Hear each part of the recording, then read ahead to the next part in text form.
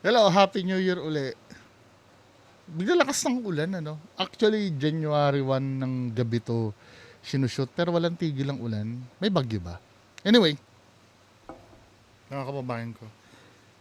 Sama ng pakiramdam ko, nagpahilot ako, tapos naligo ako eh. So, tuloy tayo. Ito yung napapansin ko, actually, hindi lang ngayong taon eh.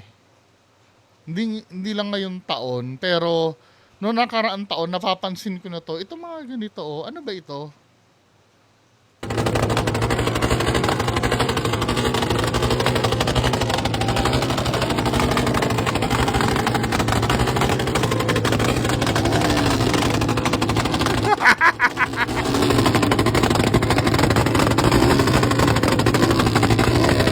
Ba't kailangan buhatin pa yun?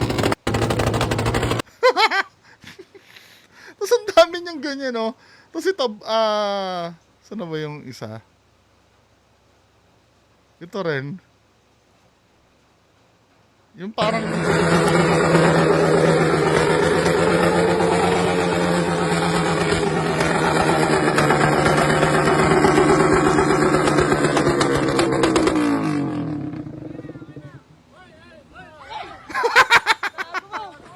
binato ng gasolina. Natulala, natulala din yung ano eh. Natulala din yung nagbato ng gasolina eh, tinawa.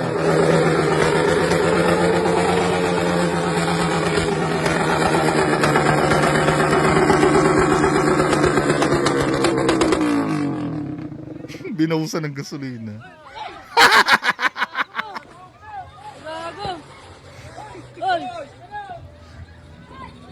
Ano ng kahirapan? Tambutso daw ng kahirapan. Paano naging tambutso ng kahirapan niya? Nakita ko kung magkano yan. 100 plus thousand din pala yung Raider. Pero kadalasan Raider yung nakikita kong umaano niyan eh.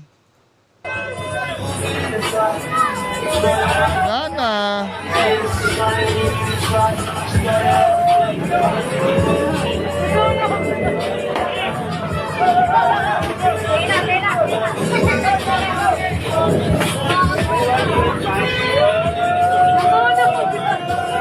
Dapat hindi tubig yan, di ba? Fire extinguisher dapat yan. Nana. Gana yung motor niya. Ano ba yan? Sinabi ko eh, kaya pala nagbabaan yung benta ng papotok dahil bumili ng Raider.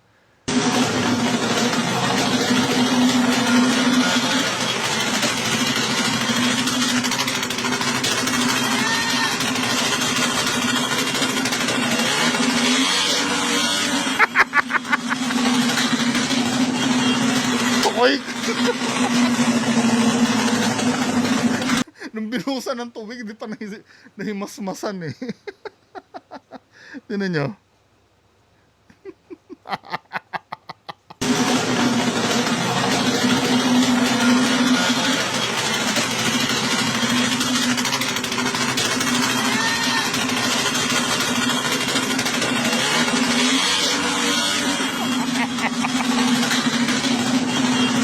Oy!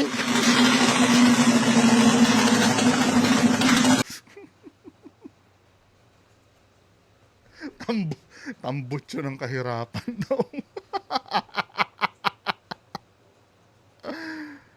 Ay, Diyos ko. Nakalagay dito sa sabi ng visor. Saludo sa mga nagbabantay sa barangay Kapitolyo.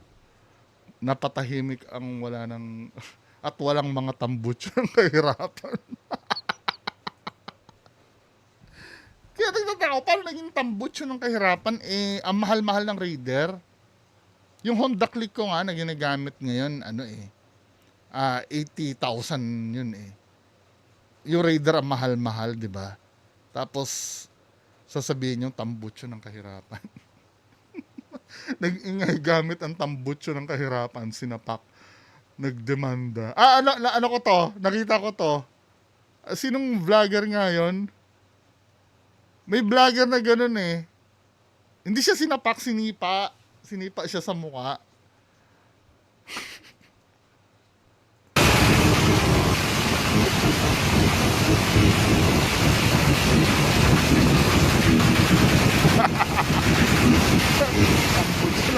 Pero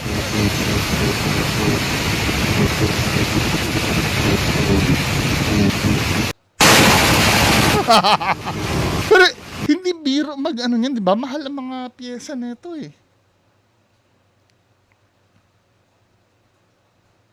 Mahal ang piyesa niyan. Symphony. Ganun ang nagdadala. Symphony of Poverty daw o tunog ng kahirapan.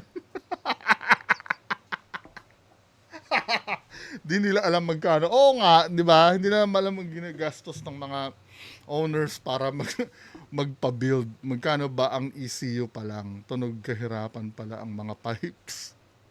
Madidiskarte po ang mga nagmumotor, nag-iipon at may silbi sa lipunan. Respeto po sa di nakakaunawa sa motorcycle. Respetuhin din natin mga ayaw sa motor.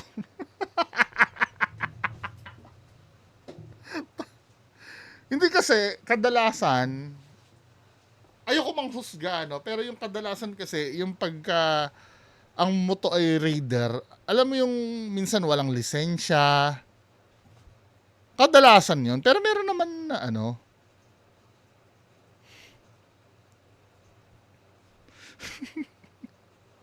meron namang mga ano, mga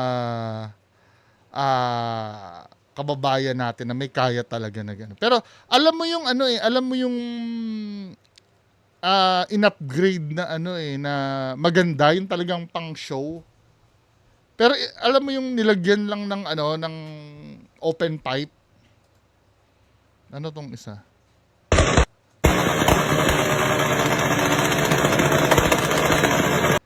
Ba't kailangan magtapatan pa silang dalawa?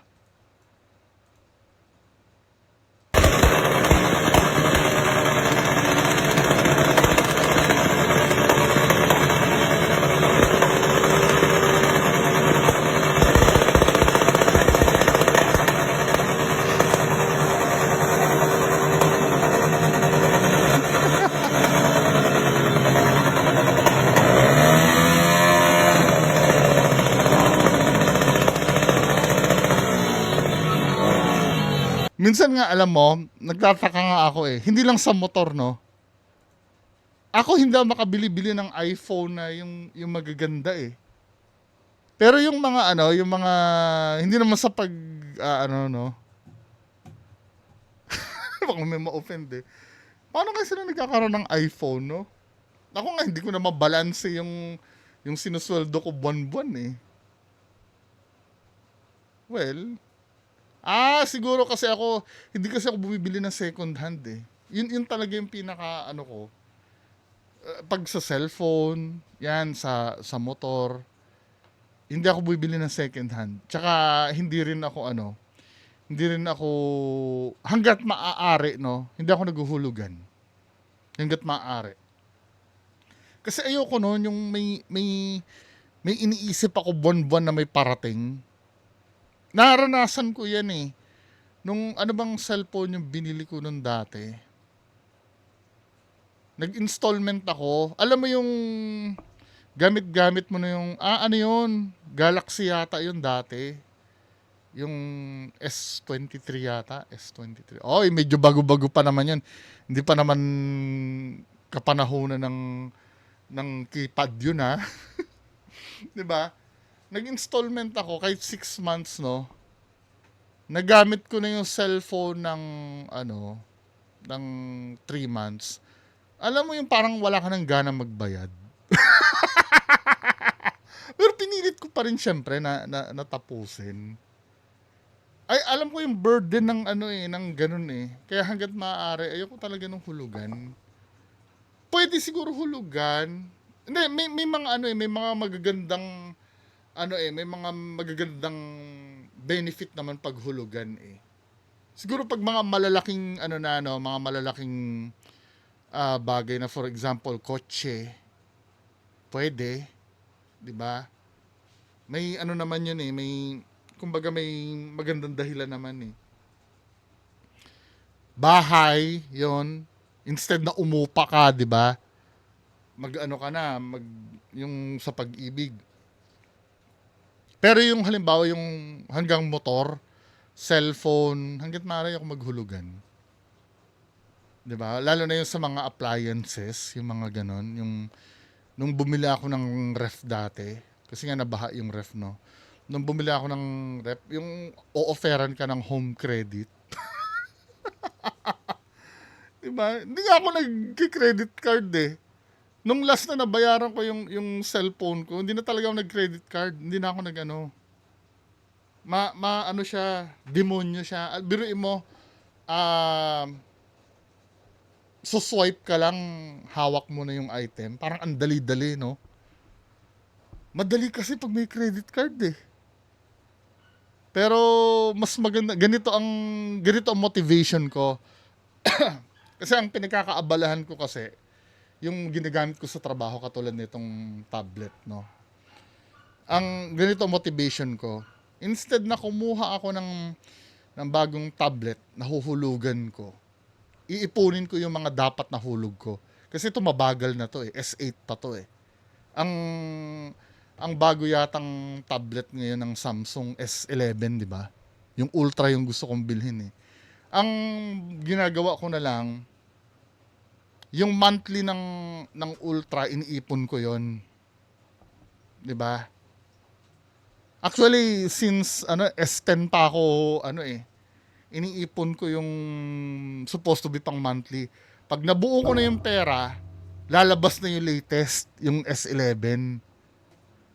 Yung latest pa mabibili ko. Tiis-tiis muna sa hanggat nagana pa.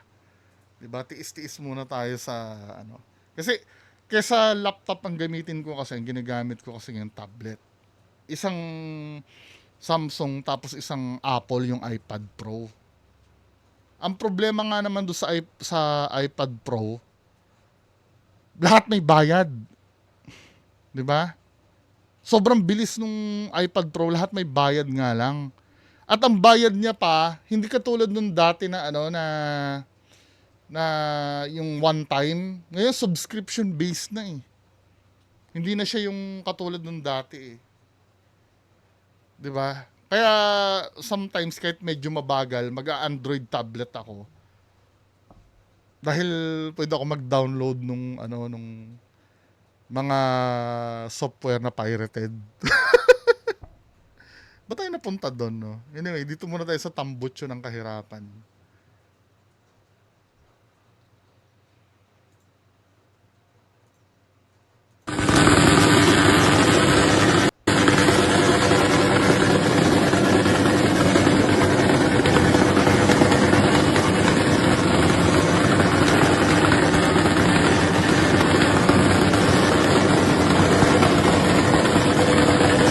Pero kung ako tatanungin nyo, mas gusto ko na ito eh. Kesa yung lumilipad na paputok, yung magpaputok ng barel. Mas gusto ko na yan eh. Kaya lang, sana hanggang New Year lang yan. Wag naman yung yung araw-araw. Siyempre lalo na dito pag yung bahay ko kasi ng daan eh, dito subdivision eh. Rinig mo pag may ganyang maingay eh. Meron kaming kapitbahay dito na may Hayabusa ba yun? Habayusa. Yung motor na lumalaklak ng gasolina.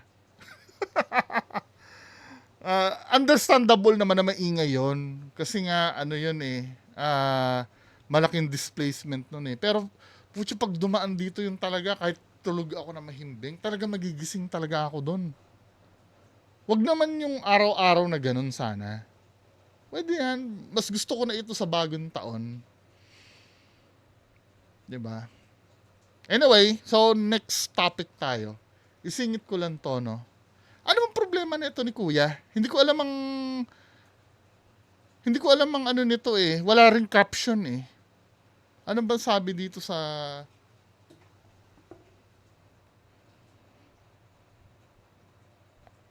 Ikaw yung tama ate kasi ikaw yung nag-video.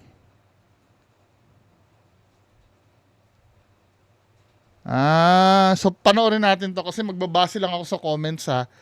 Yung original post nito dapat yung caption din kinopya eh. Ulo! Sino mo? Huwag na magsigawan. Sino ka? Kuya, uusap lang kayo kasi may Bakit bata. ka lang mo ikaw lang may malasakit?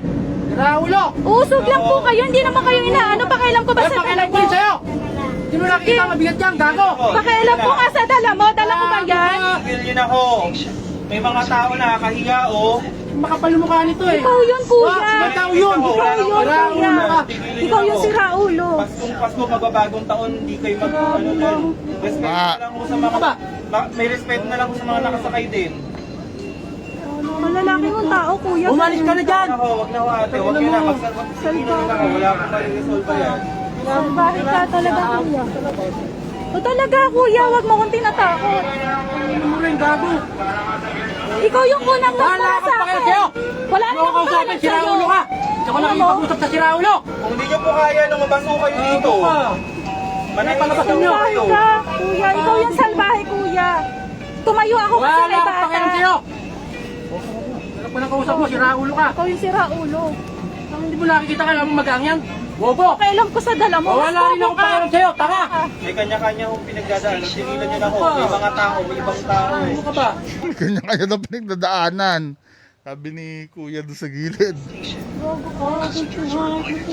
Kala mo sino ka? Nakalive ka. Pinapaalalahan ang mga pasahero na iwasan ang pagbubuo sa sahig ng tren. Salbahe Maraming mo, salamat kuya. po.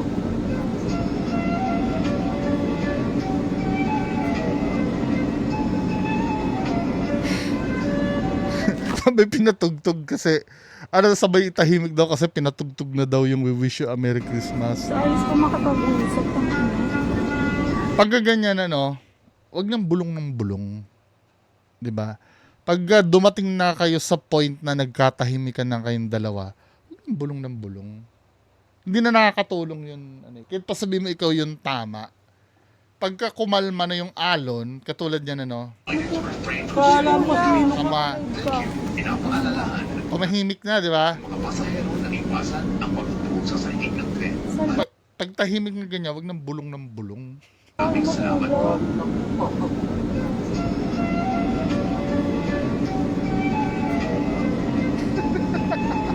Christmas na. Sa ayos ko makapag-uusap ng ano. Huwag na magbulong. Diba?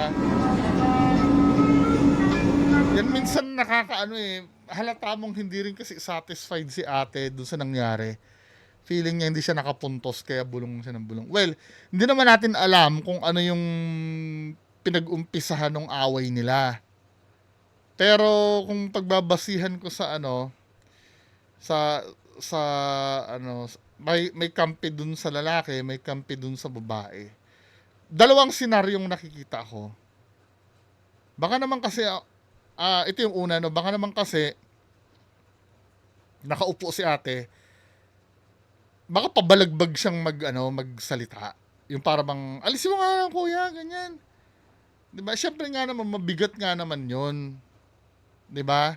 Hindi sa sinasabi kong tama na patulan niya yung babae, kaya lang sometimes yung mentality din ng mga babae. Shoutout mga babae. Mentality ng mga babae, yung sila lagi ang tama, 'di ba? Kahit kabastusan yung way nilang sa pagkausap nila, okay lang kasi alam na pagpapasensyahan sila. Kadalasan ganyan na mentality yung mga babae. Siguro hindi maganda ang pagkakasabi na, kuya, alisin mo yan, na parang, tamo dito. Parang yun ang pinagsimulan nila ng Raulo. Respeto kayo. Huwag na magsigawan. Sino ka? Kuya, uusog lang kayo kasi may bata. Bakit kala mo ikaw lang may malasakit? Diba? Pwede kasi ganun yung nangyari eh. Yung iisod naman siguro yan, kaya lang, umayos ka ng pananalita mo.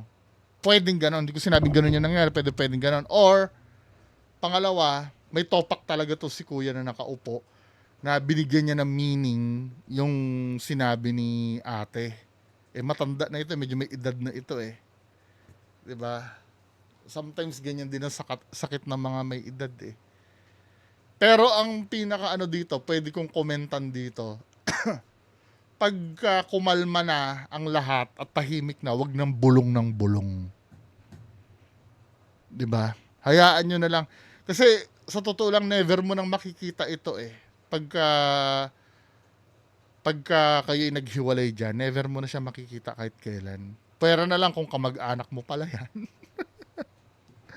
Or magiging kamag-anak yan ng magiging asawa mo. Di ba? Pero mataas ang possibilities na never na kayo magkikita. Kaya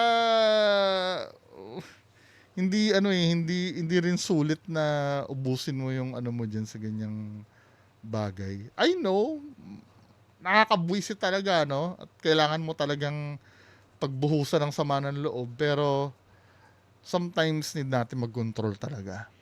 Kahinaan ko din yan yung hindi pag-control 'di ba? Pero wala, ganun talaga. So yan lang ang pag-uusapan natin ngayon. Magandang hapon sa inyo lahat. Bye-bye.